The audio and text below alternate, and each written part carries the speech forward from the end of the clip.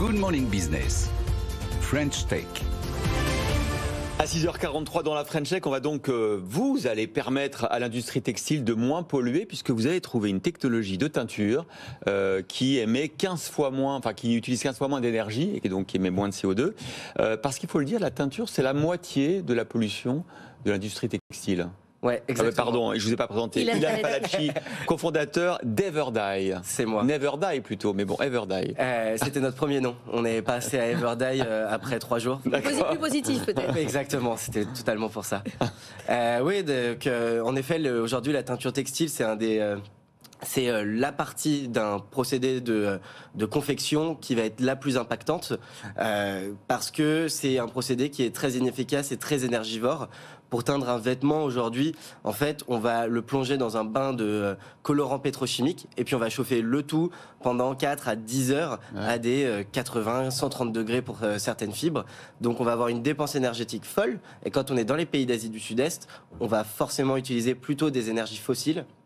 Et comme on utilise ces énergies fossiles à grande échelle, et ben on va avoir une pollution qui est très forte. Donc vous, votre technologie, c'est que vous ne chauffez pas, c'est à température ambiante. Exactement. En fait, ce qu'on va permettre de faire, c'est de teindre en 30 minutes à température ambiante, parce qu'un procédé de teinture, ça va être 3 étapes aujourd'hui. Une étape de blanchiment, une étape de teinture, et après des post-traitements, on va venir notamment ajouter des adoucissants, par exemple. Et bien on fait la même chose, sauf que pendant notre étape de blanchiment, on va venir pré-traiter la fibre pour lui donner une charge négative à la surface. Et une fois qu'on a cette charge négative à la surface, on a créé un colorant qui est lui chargé positivement. C'est les aimants.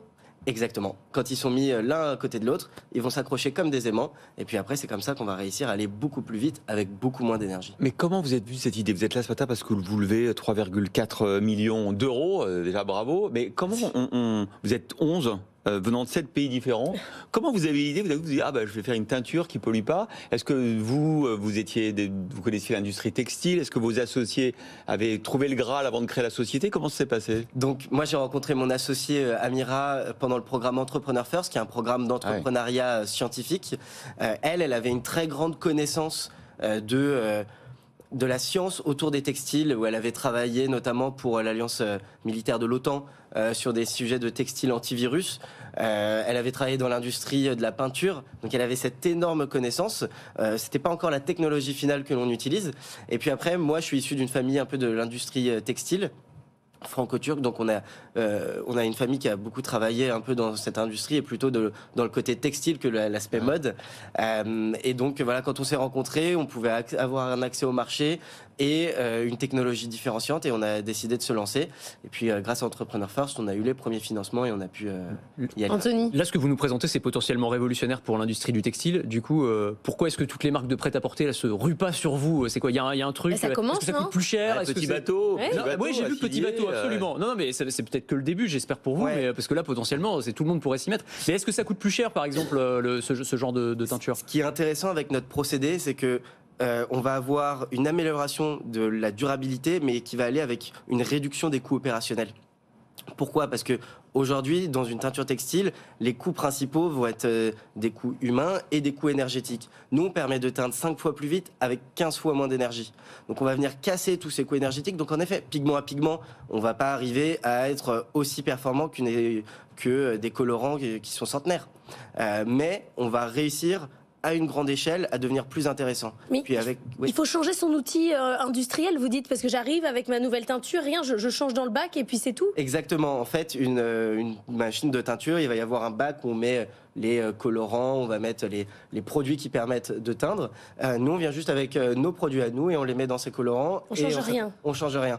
Le but, c'est qu'on puisse s'intégrer très facilement dans les infrastructures des teintureries pour pouvoir plus facilement se déployer. Et puis aussi, c'est enlever un frein un frein. Ça a l'air magique. Ça a l'air dingue. Vous êtes les seuls au monde à faire ça, ou il y a d'autres entreprises qui, avec ce procédé ou d'autres, sont en train aussi de réduire l'empreinte carbone forcément, dans un marché qui est aussi gros, il y a plein d'innovations. Aujourd'hui, on est les seuls au monde à développer cette innovation précise qui va permettre de teindre à température ambiante en gardant aussi des belles propriétés de qualité, puisqu'on n'a pas envie que son t-shirt, après un passage à la machine, le noir soit parti. Donc voilà, nous, on va être les seuls à proposer cette technologie. Après, il y en a d'autres à partir de bactéries, à partir de plantes, etc., qui ont leurs défauts et qui ont leurs avantages. Mais en tout cas, sur ce créneau, on est les seuls. Alors, comment vous fabriquez vos teintures? Parce que vous n'êtes pas nombreux. Est-ce que vous êtes encore dans votre garage? Est-ce que vous avez un sous-traitant? Comment vous faites? Alors, aujourd'hui, on est encore à échelle laboratoire. On est en train de finaliser la R&D. Et puis, cette année, ça va être... C'est pour ça qu'on a levé des fonds. C'est pour s'industrialiser et réussir à commercialialiser toute notre solution. Aujourd'hui, on est une équipe de 11 qui travaille depuis un laboratoire que nous avons en banlieue parisienne. Et donc là, il y a des projets d'usine pour fabriquer les teintures. Vous allez sous-traiter, vous allez faire quoi? Alors, au début, on ne peut pas créer une usine dès le début, mais c'est un objectif de rentrer aussi dans tout ce qui se passe, de réindustrialiser la France, les plans de relance. Ah oui. Nous, c'est clairement quelque chose dans lequel on s'inscrit, parce qu'en faisant ça, on va pouvoir maîtriser aussi notre production. Donc, c'est un objectif à moyen terme. À moyen terme. Bon. Non, mais c'est hyper intéressant. Bah Au-delà de ça, la chimie verte, c'est aussi un champ qui est extrêmement porteur. Et la France a aussi une carte à jouer dans ce domaine-là, très clairement. Ouais, totalement. Et puis, en fait, il y a tout plein de solutions qui arrivent pour remplacer toute la pétrochimie. On commence et surtout ces solutions, elles commencent à arriver à maturité et à devenir de moins en moins chères et donc à devenir de plus en plus compétitives. Donc forcément, ça prend du temps. On est sur de la recherche, on est sur de l'industrie. On n'est pas sur un software qui va nous permettre de voir un bug et le corriger dans la journée. Les cycles d'itération sont plus longs, les cycles d'industrialisation sont longs, mais on commence à arriver à ce moment où les technologies vont arriver à maturité.